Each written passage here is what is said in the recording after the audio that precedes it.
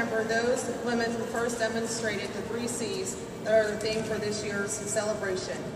Those of courage, commitment, and character. Those who, for most, were considered by many, and dare I say, the majority, that based solely on their gender, that of being female, that they were the least likely candidate to accomplish the great things that they achieved. Let us remember that someone paved the path for us to be where we are today, and we are standing on the shoulders of giants and have that same responsibility for those who will come behind us, those who will stand beside us, and those who hopefully will surpass us. May they all find us faithful one day. So one day, if we continue to build each other up, rather than tear each other down, if we tell each other, yes, we can, rather than, no, it will never happen, if we promote the positive and not the negative, if we never forget that if a path does not continue to be traveled, eventually that path ceases to exist.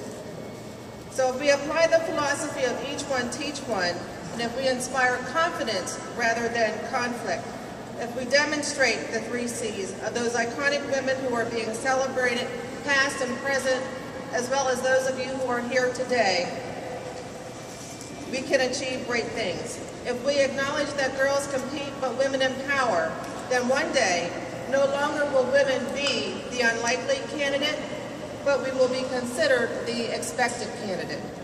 That expectation is guaranteed to not come without adversity, to not come without struggles, and to not come without some lonely days and, dare I say, some lonely nights.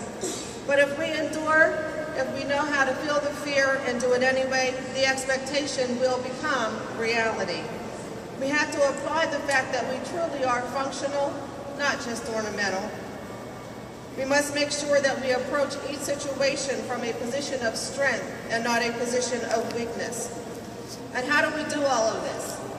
And I just recall being a clerk typist back at SCI Huntington in 1987 and being told that that's where I would stay, as a clerk typist.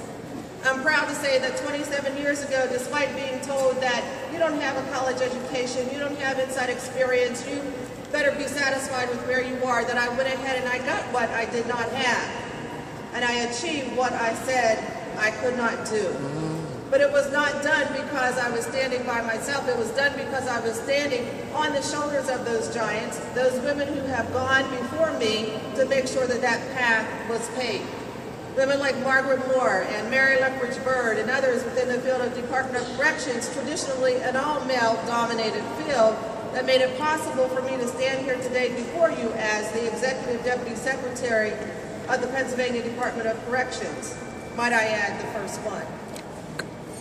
When I was asked recently, how do you do that? My response was, you just do you.